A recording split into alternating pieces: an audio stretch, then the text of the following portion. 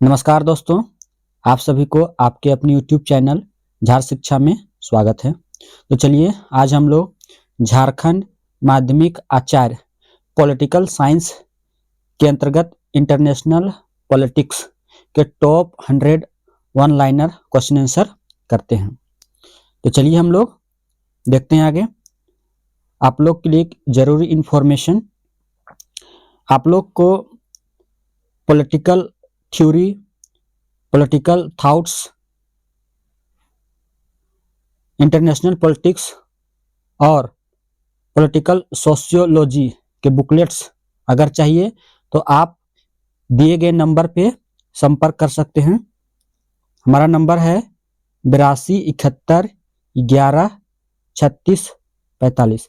इस नंबर पे संपर्क करके आप इन बुकलेट्स को मिनिमम प्राइस में प्राप्त कर सकते हैं। अभी क्रिसमस सेल चल रहा है जिसमें से सभी बुकलेट्स पर 50% का ऑफ चल रहा है, तो आप लोग इसे लेकर अपनी तैयारी को बूस्ट कर सकते हैं। तो चलिए हम लोग देखते हैं। यूनिट 4 के अंतर्गत हम लोग को इंटरनेशनल पॉलिटिक्स पढ़ना है, यानी कि अंतर्राष्ट्रीय राजनीति। इसका सबसे पहले हम लोग सिलेबस देख लेते हैं कि हम लोग को पढ़ना क्या क्या है। इसमें पहला है international politics and its approaches, यानी अंतर्राष्ट्रीय राजनीति और उसके दृष्टिकोण। दूसरा है Indian foreign policy, its determinants and principle, यानी भारतीय विदेश नीति, इसके निर्धारक और सिद्धांत। तीसरा है India's relations with its neighbouring countries and with USA, Russia and China, यानी कि अपने पड़ोसी देशों और संयुक्त राज्य अमेरिका, रूस और चीन के साथ भारत के संबंध। चौथा इसमें हम लोग को पढ़ना है national power and national interest, यानी राष्ट्रीय शक्ति और राष्ट्रीय हित। और पांचवा पढ़ना है नॉन अलाइनमेंट, यानी कि गुट निरपेक्षता। तो चलिए हम लोग देखते हैं सभी 5 टॉपिक को कवर करते हुए पहला सेट, जो कि इसमें टॉप 100 क्वेश्चंस हैं। तो चलिए हम लोग पहला देखते हैं यूनिट के पहले भाग में अंतर्राष्ट्रीय राजनीति और इसके दृष्टिकोण से। पहला प्रश्न है अंतर्राष्ट्रीय राजनीति में यथार्थवाद रियलिज्म का मुख्य प्रणेता किसे माना जाता है, जिन्होंने पॉलिटिक्स अमंग नेशन पुस्तक लिखी। तो अंतर्राष्ट्रीय राजनीति में यथार्थवाद का प्रणेता हंस जे मार्गेंथौ को माना जाता है, जिन्होंने पॉलिटिक्स अमंग नेशन पुस्तक लिखी। एक इंपॉर्टेंट पॉइंट्स है कि मार्गेंथौ ने यथार्थवाद के 6 सिद्धांत दिए और राष्ट्र हित को शक्ति के रूप में परिभाषित किया है। मार्गेंथौ ने यथार्थवाद के कितने सिद्धांत? तो 6 सिद्धांत दिए हैं और राष्ट्र हित को शक्ति के रूप में परिभाषित किया है। अगला प्रश्न है सिस्टम थ्योरी या व्यवस्था सिद्धांत को अंतर्राष्ट्रीय राजनीति में लागू करने का श्रेय किसे जाता है? तो सिस्टम थ्योरी या व्यवस्था सिद्धांत को अंतर्राष्ट्रीय राजनीति में लागू करने का श्रेय मार्टन कपलान को जाता है। किनको? तो मार्टन कपलान को जाता है। कपलान ने अंतर्राष्ट्रीय राजनीति के 6 मॉडल यानी प्रतिमान प्रस्तुत किए, जैसे शक्ति संतुलन, ढीली द्विध्रुवता आदि। अगला प्रश्न है अंतर्राष्ट्रीय राजनीति शक्ति के लिए संघर्ष है। International politics is a struggle for power, यह कथन किसका है? तो यह कथन जो है वो हैंस जे मार्गेंथौ का है। किनका? तो हैंस जे मार्गेंथौ का है। अगला प्रश्न है नव यथार्थवाद न्यू रियलिज्म या संरचनात्मक यथार्थवाद स्ट्रक्चरल रियलिज्म का जनक किसे कहा जाता है? तो स्ट्रक्चरल रियलिज्म या नव यथार्थवाद का जनक केनेथ वाल्टज को कहा जाता है। किनको? तो केनेथ वाल्टज को कहा जाता है। केनेथ वाल्टज की प्रसिद्ध पुस्तक जो है थ्योरी ऑफ इंटरनेशनल पॉलिटिक्स, जो कि 1979 में पब्लिश हुई थी। याद रखना है, वेरी वेरी इंपॉर्टेंट, क्योंकि ऐसे क्वेश्चन अक्सर एग्जाम में पूछ लिए जाते हैं। अगला प्रश्न है इतिहास का अंत एंड ऑफ हिस्ट्री की संकल्पना किस विचारक ने प्रस्तुत की? तो इतिहास का अंत संकल्पना जो है यह फ्रांसिस फुकुयामा ने संकल्पना की थी। यह शीत युद्ध के बाद उदारवादी लोकतंत्र की जीत के संदर्भ में कहा था। किस संदर्भ में? यह शीत युद्ध के बाद उदारवादी लोकतंत्र के जीत के संदर्भ में कहा था। अगला प्रश्न है, सभ्यताओं का संघर्ष क्लैश ऑफ सिविलाइजेशन का सिद्धांत किसने दिया? तो क्लैश ऑफ सिविलाइजेशन का सिद्धांत जो है सैमुअल पी हंटिंगटन ने दिया। किसने? तो सैमुअल पी हंटिंगटन ने दिया। इनका मानना था कि भविष्य के युद्ध देशों के बीच नहीं बल्कि संस्कृतियों और धर्मों के बीच होंगे। पी हंटिंगटन का कहना था कि भविष्य के जो युद्ध होंगे वो देश के बीच नहीं बल्कि संस्कृतियों और धर्मों के बीच होंगे। अगला प्रश्न है, आदर्शवाद यानी आइडियलिज्म का संबंध किस अमेरिकी राष्ट्रपति से मुख्य रूप से जोड़ा जाता है? तो आदर्शवाद का संबंध जो है वो वुडरो विल्सन के साथ जोड़ा जाता है। किनके साथ? तो वुडरो विल्सन के साथ जोड़ा जाता है। उन्होंने 14 सूत्रीय कार्यक्रम राष्ट्रसंघ यानी लीग ऑफ नेशंस की स्थापना में भूमिका निभाई थी। वुडरो विल्सन ने क्या? तो 14 सूत्रीय कार्यक्रम और राष्ट्रसंघ जैसे महत्वपूर्ण संस्थानों के स्थापना में महत्वपूर्ण भूमिका निभाई थी। अगला प्रश्न है, खेल सिद्धांत यानी गेम थ्योरी का प्रयोग अंतर्राष्ट्रीय राजनीति में निर्णय लेने की प्रक्रिया को समझने के लिए किसने किया? तो गेम थ्योरी का अंतर्राष्ट्रीय राजनीति में निर्णय लेने की प्रक्रिया को समझने के लिए किसने किया? तो थॉमस सेलिंग और मार्टिन सबिक जैसे विचारकों ने किया। किसने? तो थॉमस सेलिंग और मार्टिन सबिक जैसे विचारकों ने किया। और ये जो था ये गणितीय मॉडल पर आधारित था। सुरक्षा दुविधा यानी सिक्योरिटी डायलीमा की अवधारणा सबसे पहले किसने दी? तो यह अवधारणा जो है यह जॉन हर्ट ने दी। किसने? तो जॉन हर्ट ने दी। जब एक देश अपनी सुरक्षा बढ़ाता है तो दूसरे देश उसे खतरे के रूप में देखते हैं। जॉन हर्ट का कहना है कि जब एक देश अपनी सुरक्षा बढ़ाता है तो दूसरे देश उसे खतरे के रूप में देखते हैं। अगला प्रश्न है, नारीवादी दृष्टिकोण फेमिनिस्ट अप्रोच के अंतर्गत द पर्सनल इज इंटरनेशनल का विचार किसने दिया? द पर्सनल इज इंटरनेशनल का विचार जो है ये सिंथिया एलोन ने दिया। किसने? तो सिंथिया एन लो ने दिया। किसने? तो सिंथिया एन लो ने दिया। नाम थोड़ा याद रखिएगा, ये थोड़ा सा टिपिकल नेम में आता है क्योंकि ऐसे एग्जाम अक्सर जो एग्जाम में पूछ लिए जाते हैं। अगला प्रश्न है, अंतर्राष्ट्रीय राजनीति के निर्णय निर्माण सिद्धांत डिसीजन मेकिंग थ्योरी का मुख्य समर्थक कौन है? तो डिसीजन मेकिंग थ्योरी का जो मुख्य समर्थक है वह रिचर्ड स्नाइडर है। कौन है? तो रिचर्ड स्नाइडर है।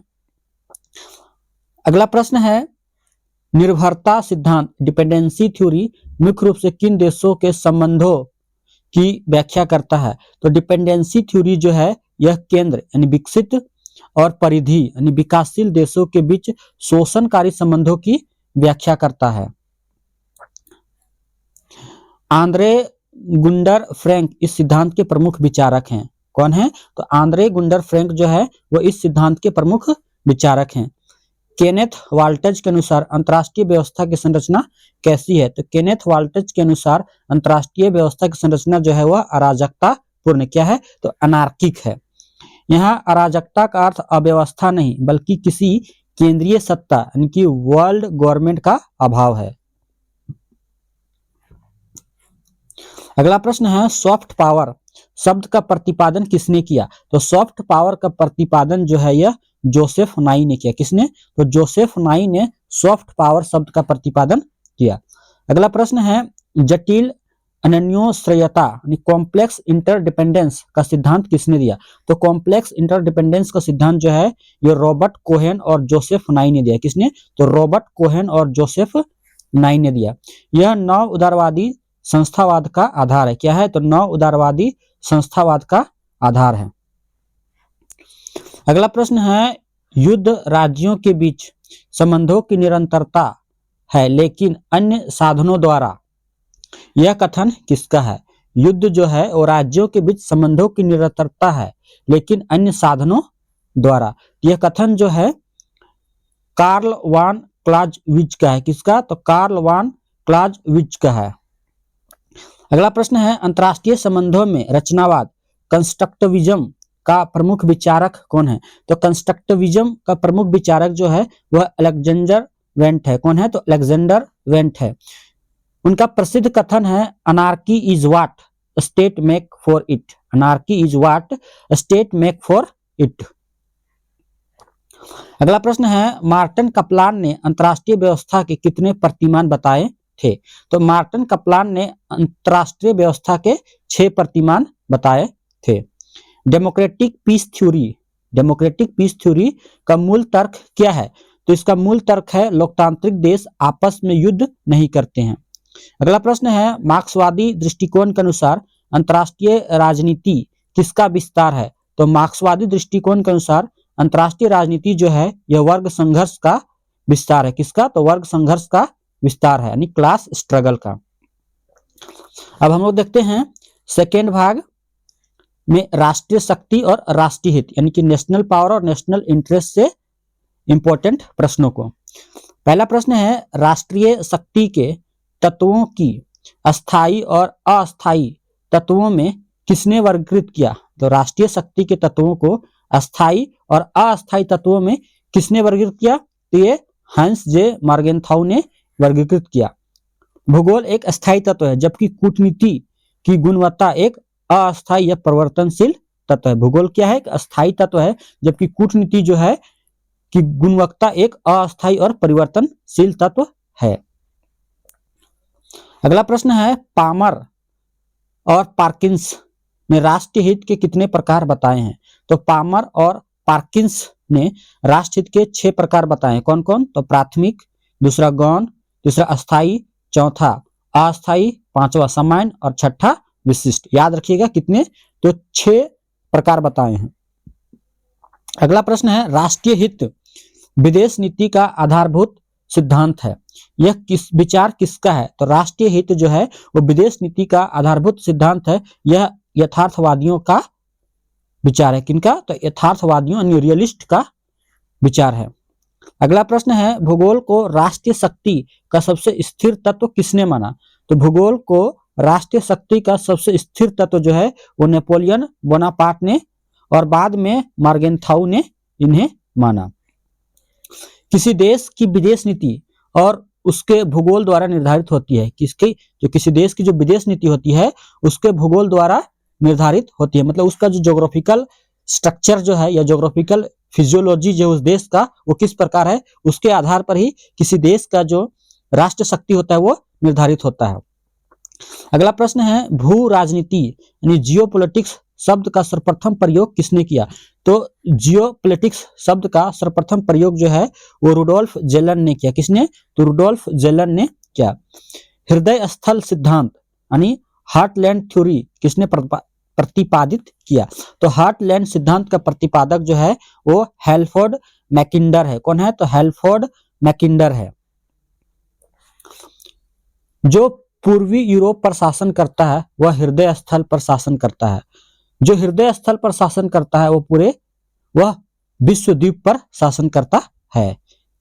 हेल्फोर्ड मैकिंडर का कथन है कि जो पूर्वी यूरोप पर शासन करता है वह हृदय स्थल पर शासन करता है और जो हृदय स्थल पर शासन करता है वह विश्व द्वीप पर शासन करता है।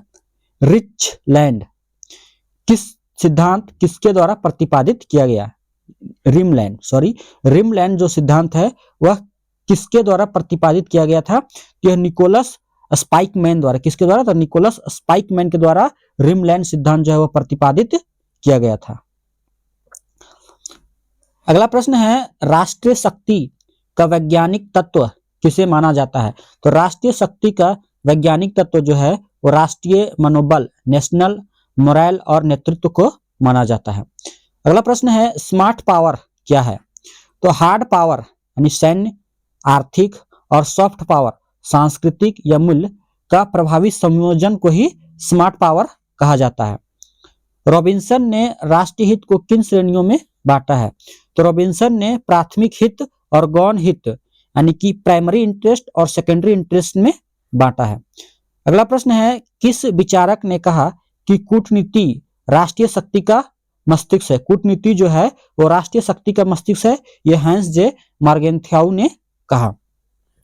अगला प्रश्न है, राष्ट्रीय हित की कोई सर्वमान्य परिभाषा नहीं होती, यह किसका मत है? तो राष्ट्रीय हित की कोई सर्वमान्य परिभाषा नहीं होती, यह रेमंड आरोन का कथन है। किसका? तो रेमंड आरोन का कथन है।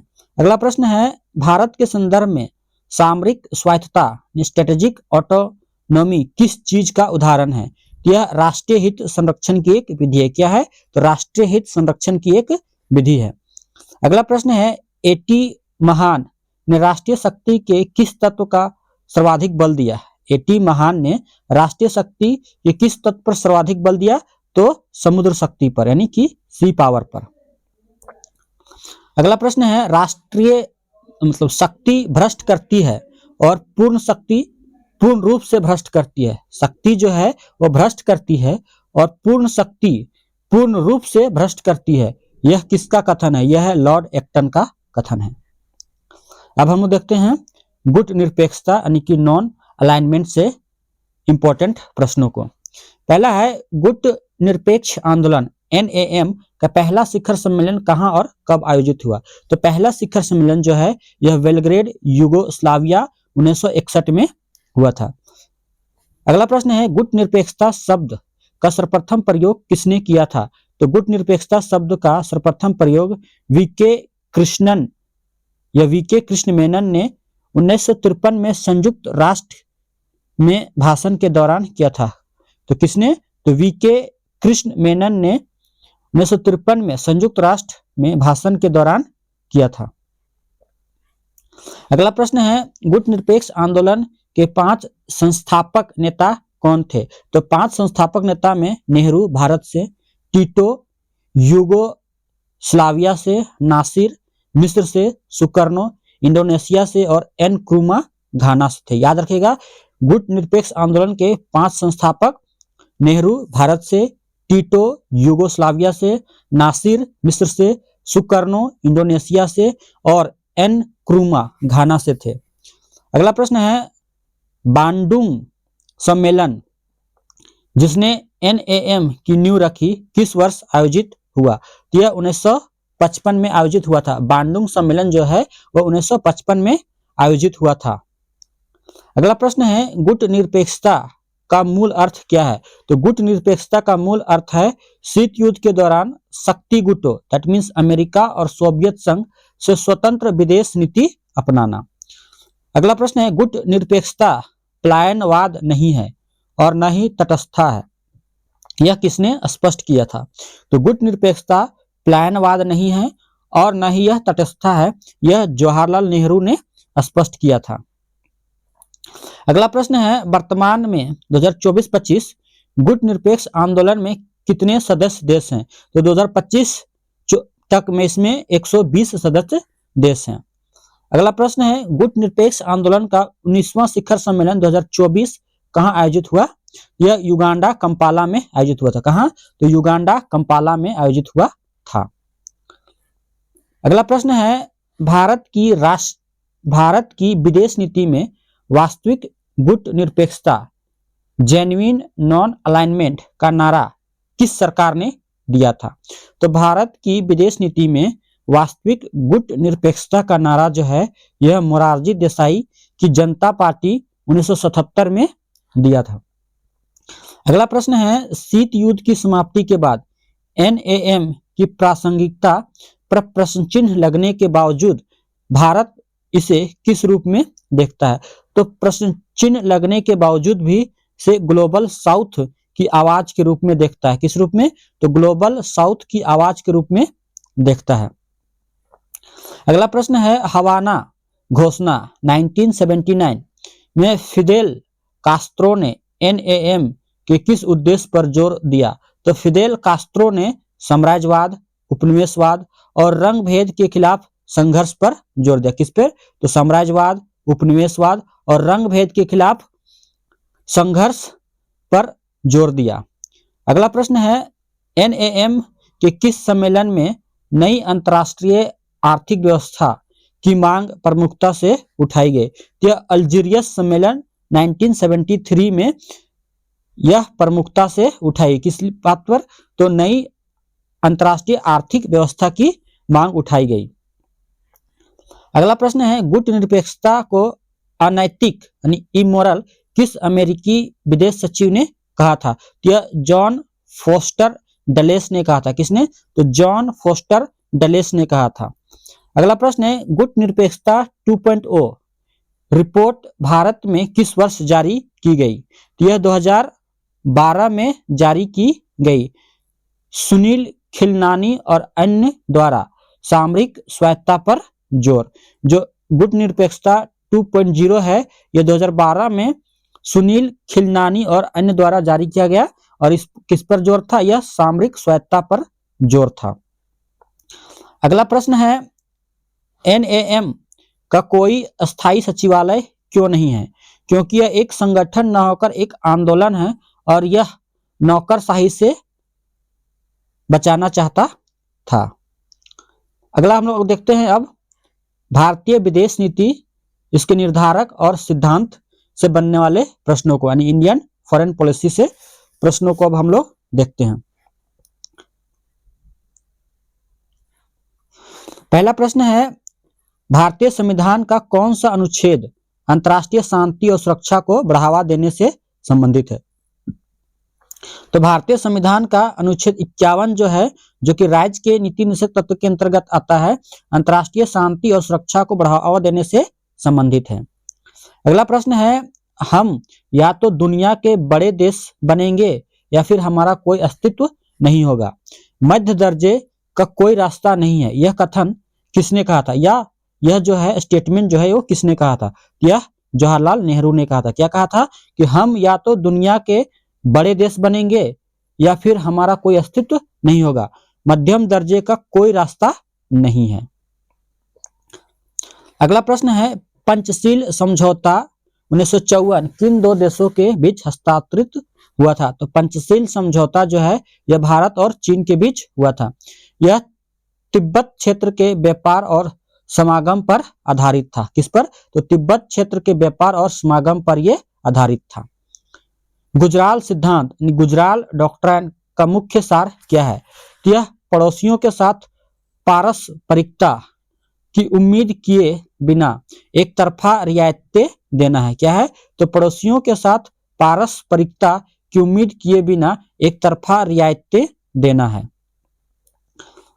अगला प्रश्न है भारत की लुक ईस्ट पॉलिसी किस वर्ष शुरू की गई और किस प्रधानमंत्री द्वारा? तो भारत की लुक ईस्ट पॉलिसी जो है यह 1991 में PB नरसिम्हा राव के द्वारा शुरू की गई। अगला प्रश्न है लुक ईस्ट पॉलिसी को एक्ट ईस्ट पॉलिसी में कब बदला गया? तो 2014 में इसे बदला गया नरेंद्र मोदी सरकार के द्वारा। अगला प्रश्न है भारत की परमाणु नीति न्यूक्लियर डॉक्ट्राइन का मूल मंत्र क्या है? तो भारत की परमाणु नीति का मूल मंत्र है पहले प्रयोग नहीं, नो फर्स्ट यूज और न्यूनतम विश्वसनीय प्रतिरोध। अगला प्रश्न है connect central Asia policy Bharat ने कब शुरू की? तो कनेक्ट सेंट्रल एशिया पॉलिसी 2012 में शुरू की। अगला प्रश्न है भारत की विदेश नीति का कौन सा सिद्धांत उपनिवेशवाद और नस्लवाद का विरोध करता है? तो भारत की विदेश नीति का साम्राज्यवादी विरोध जो है यह उपनिवेशवाद और नस्लवाद का विरोध करता है। कौन? तो साम्राज्यवाद विरोधी सिद्धांत। अगला प्रश्न है नेबरहुड फर्स्ट नीति किस प्रधानमंत्री की प्रमुख पहल है? तो यह नरेंद्र मोदी की पहल है। अगला प्रश्न है शिमला समझौता 1972 किन दो नेताओं के बीच हुआ था? तो शिमला समझौता जो है वो इंदिरा गांधी और जुल्फिकर अली भुट्टो के बीच हुआ था। अगला प्रश्न है ताशकंद समझौता 1966 किसकी मध्यस्थता से हुआ था? यह सोवियत संघ की मध्यस्थता से हुआ था। किसकी मध्यस्थता से? तो सोवियत संघ की मध्यस्थता से हुआ था। अगला प्रश्न है भारत की विदेश नीति के निर्धारकों में डायस्पोरा प्रवासी भारतीय का महत्व किस काल में बढ़ा? यह 1991 के बाद उदारीकरण के युग में बढ़ा। अगला प्रश्न है SAGAR security and growth for all in the region पहल किस क्षेत्र से संबंधित है? तो हिंद महासागर क्षेत्र से संबंधित है, यानी कि इंडियन ओशियन रीजन से यह संबंधित है। अगला प्रश्न है पंचशील के सिद्धांत, मतलब पंचशील के 5 सिद्धांतों में पहला सिद्धांत क्या है? इसका पहला सिद्धांत है एक दूसरे की क्षेत्रीय अखंडता और संप्रभुता का सम्मान करना। क्या है? तो एक दूसरे की क्षेत्रीय अखंडता और संप्रभुता का सम्मान करना। अगला प्रश्न है इंदिरा सिद्धांत यानी इंदिरा डॉक्ट्राइन का संबंध किससे था? तो इसका संबंध है दक्षिण एशिया में भारत की प्रधानता और पड़ोसी देशों में बाहरी शक्तियों के हस्तक्षेप को रोकना से है। अगला प्रश्न है 1998 के पोखरण 2 परमाणु परीक्षण का कोड नाम क्या था? यानी 1998 के पोखरण 2 का कोड नेम क्या था? यह ऑपरेशन शक्ति था।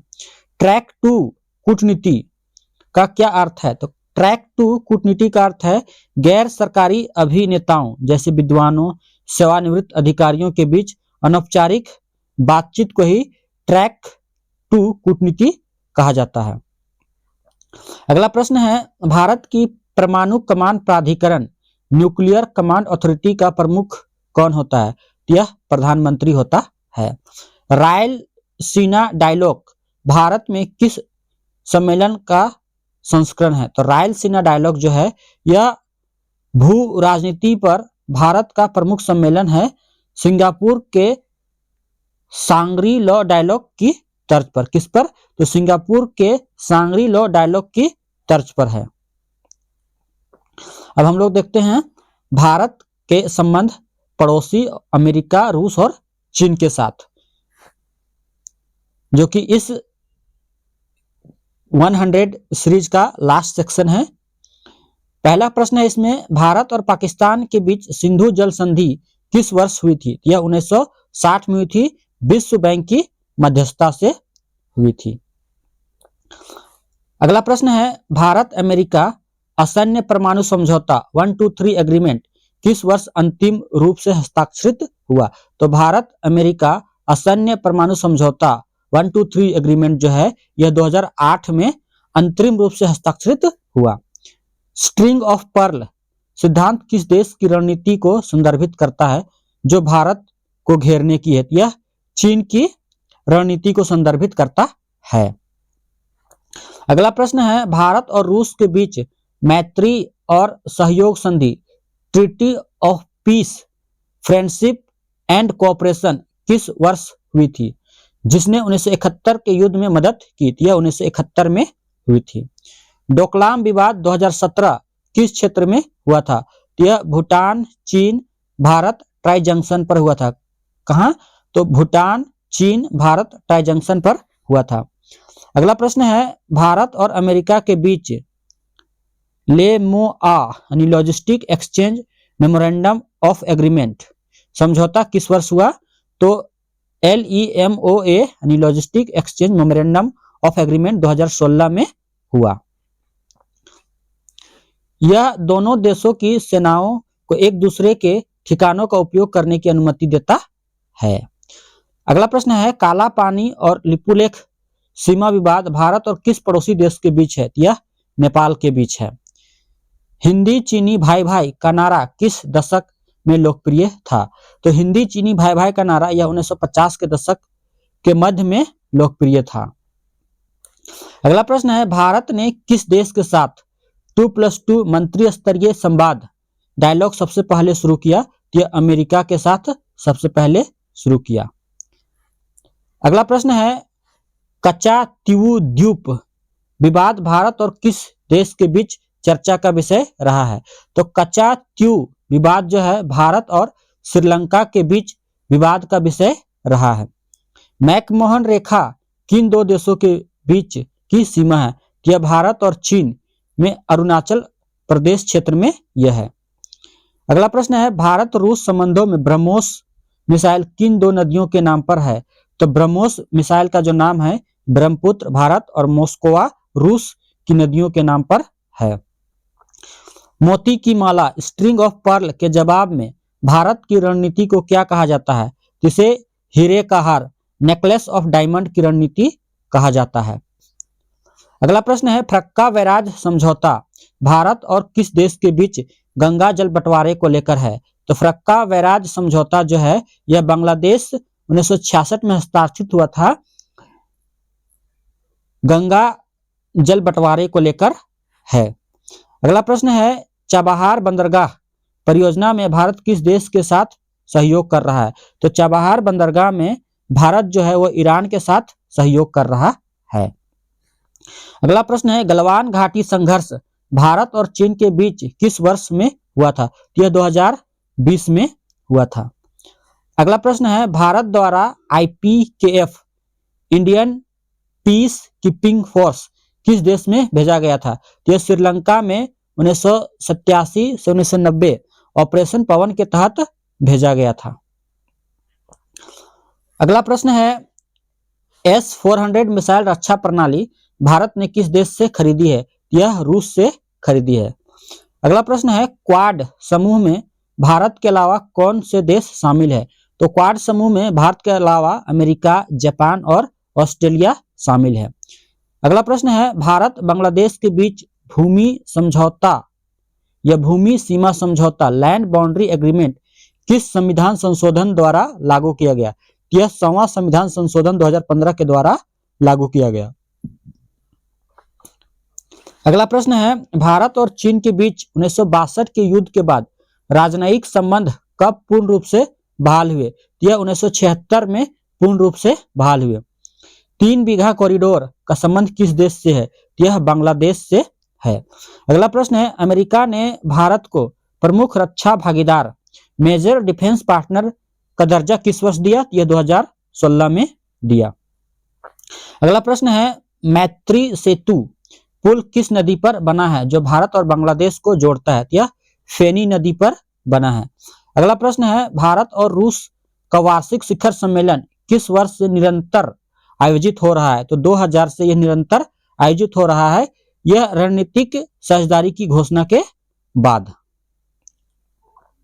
अगला प्रश्न है वन चाइना पॉलिसी का संबंध किस विवादित क्षेत्र से मुख्य रूप से है? यह ताइवान विवादित क्षेत्र से मुख्य रूप से है। भारत इसका आधिकारिक समर्थन करता रहा है लेकिन हाल ही में इसका उल्लेख कम करता है। अगला प्रश्न है कारगिल युद्ध 1999 के दौरान चलाए गए भारतीय नौसेना अभियान का नाम क्या था? तो कारगिल युद्ध के दौरान भारतीय सैन्य अभियान का नाम जो था वह था ऑपरेशन विजय। अगला प्रश्न है भारत ने किस पड़ोसी देश में संसद भवन का निर्माण किया है? तो अफगानिस्तान में संसद भवन का निर्माण किया है। अगला प्रश्न है BECA basic exchange and cooperation agreement समझौता भारत और अमेरिका के बीच किस लिए है? तो भू-स्थानिक जियो स्पैटियल सहयोग और मानचित्र डेटा साझा करने के लिए BECA समझौता है। अगला प्रश्न है सी राजा मोहन ने वर्तमान भारतीय विदेश नीति को किस रूप में परिभाषित किया है? तो रणनीतिक संकोच से परे या बहुसंदेखन के रूप में परिभाषित किया है। दोस्तों यहाँ 100% कंप्लीट हुए। आप लोग को अगर चाहिए पॉलिटिकल सोशियोलॉजी, पॉलिटिकल थ्योरी और पॉलिटिकल थॉट्स और पॉलिटिकल थ्योरी के बुकलेट्स, ये अभी क्रिसमस सेल में 50% ऑफ पर ये आपको मिल जाएगा। जिन को भी लेना है वो दिए गए नंबर पे आप लोग कॉल कर सकते हैं। नंबर है 82 71 11 36 45। और इस वीडियो का अगर आप लोग को PDF चाहिए तो हमारे टेलीग्राम ग्रुप @झार शिक्षा से आप लोग इसे ले सकते हैं। आपको टेलीग्राम का लिंक जो है हमारे वीडियो के डिस्क्रिप्शन में मिल जाएगा। आप लोग वहां से जाके टेलीग्राम से इस PDF को आप लोग ले सकते हैं। वीडियो देखने के लिए आप सभी को धन्यवाद। जय हिंद, जय भारत, जय झारखंड, जय जोहार।